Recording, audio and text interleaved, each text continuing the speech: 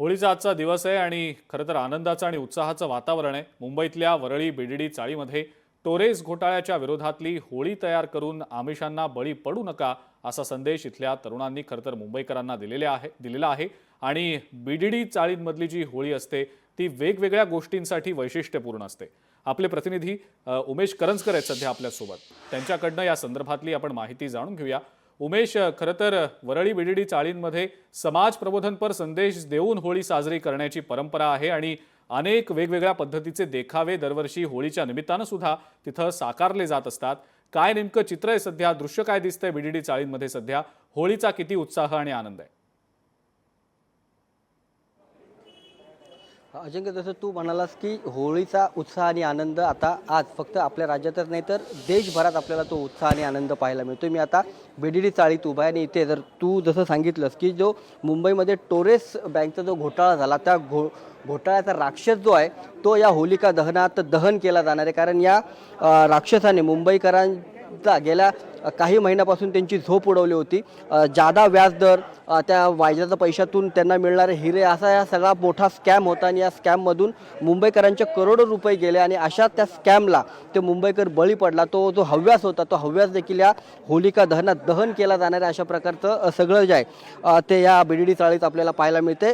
वेगवेगळे नेहमीच आपल्याला समाज प्रबोधन करणारे ते विषय या होलिका दहनाच्या वेळेस आपल्याला पाहायला मिळतात। खास करून बीडीडी चाळीमध्ये नक्कीच प्रत्येक होळी ही वेगळी असते, हे वैशिष्ट्यपूर्ण असते।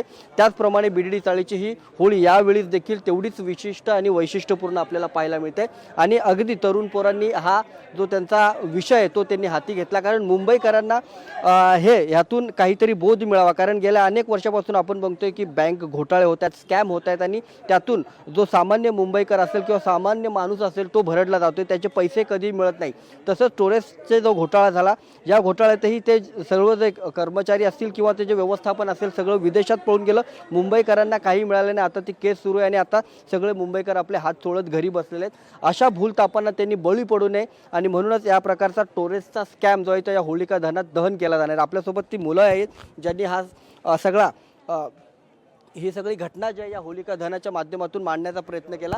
काय सांगशील, आता हा उभा आहे जो अजूनही बघू शकतो की जी शेवटची तयारी आहे ती करताना दिसतोय। होलिका दहनाला टोरेसचा स्कॅम तुम्ही सर्व तरुण पोरांनी बनवला आहे, नेमका कशी संकल्पना ही आलेली?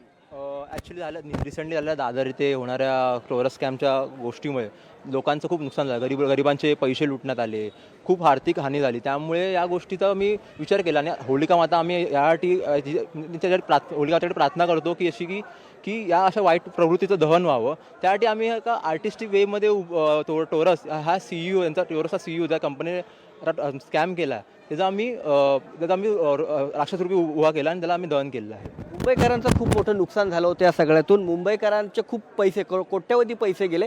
आता तरी मुंबईकर जागरूक होतील आणि या होलिका दहनातून त्यांना प्रबोधन मिळेल असं वाटतंय। आम्ही या राक्षसामुळे आर्टिस्टिक वर्कमुळे आम्ही लोकांना संदेश देण्याचा प्रयत्न केला आहे की अशा गोष्टीमध्ये, अशा फेक कुठल्याही पैशांच्या गोष्टीमध्ये तुम्ही इंटरेस्ट घेऊ नका।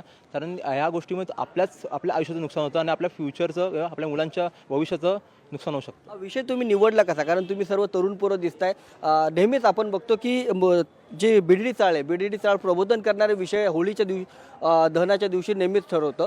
हा विषय कसा का ठरला की हा विषय आपल्याला घ्यायला पाहिजे, मुंबईकरांना जागरूक करायला पाहिजे? आता प्रत्येक माणसाला यशस्वी होण्यासाठी पैसा लागतो। पैसा हा जगात माणसासाठी खूप इम्पॉर्टंट गोष्ट आहे। पण जर हाच पैसा जर आपण स्वतःच्या मेहनतीने कष्टाने कमवलेला असेल आणि तो पैसा आपण जर चुकीच्या गोष्टी ठिकाणी लावला आणि तो जो आपलं त्याने तो पैसा आपल्या हातातून निसटून गेला तर आपलं आयुष्य कधी बरबाद होतं तुम्हाला माहितीच आहे। त्यामुळे आम्ही लोकांना संदेश देण्याचा प्रयत्न केला की आपला पैसा, आपण जे मेहनतीने पैसा कमवतो तो अशा चुकीच्या गोष्टी चुकीच्या मार्गाने लावू नका। कारण का त्यामुळे काय होतं की आपलं नुकसान होतं, आपल्या पोरांच्या भविष्याचं नुकसान होतं। अजूनही तरुण पोरं आहेत अजिंक्य, लहान आहेत, अगदी 15-16 वर्षाची किंवा 17-18 वर्षाची मुलं आहेत। ते काय सांगतायत आपण त्यांच्याशी जाणून घेऊया। तू पण या सगळ्या ह्याच्यात काम केलंय, तू काय म्हणशील? कारण मुंबईकरांचे पैसे गेलेले आहेत आणि तो विषय तुम्ही आता इथे हाताळताय।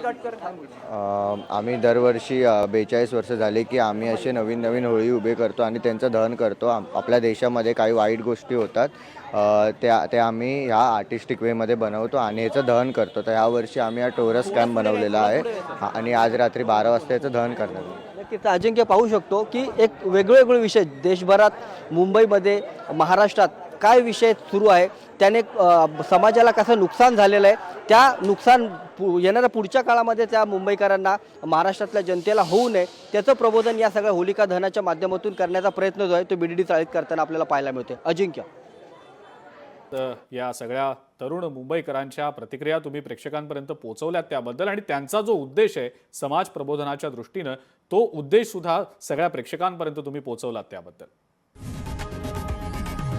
लोकशाही मराठी ऐका, पहा, जागरूक रहा.